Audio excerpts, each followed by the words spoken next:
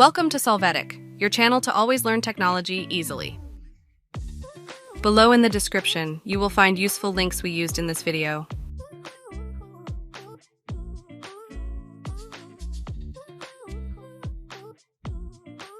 Today at Solvetic, we will see how to share a channel on WhatsApp.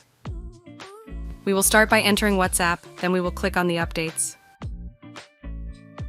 Inside here, we will click on the channel that we want to share. Then click on the 3 upper dots and then on the share option.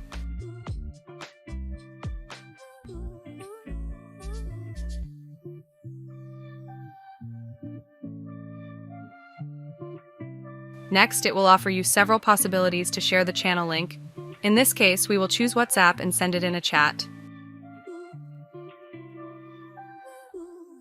The user who receives it will be able to enter the link that we have shared. Hey, remember to subscribe Solvetic channel.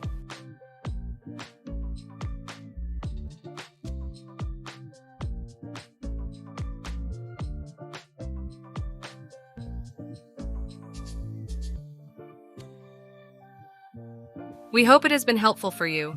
Here are links to watch more videos of your interest and subscribe to the Solvetic channel. Thank you.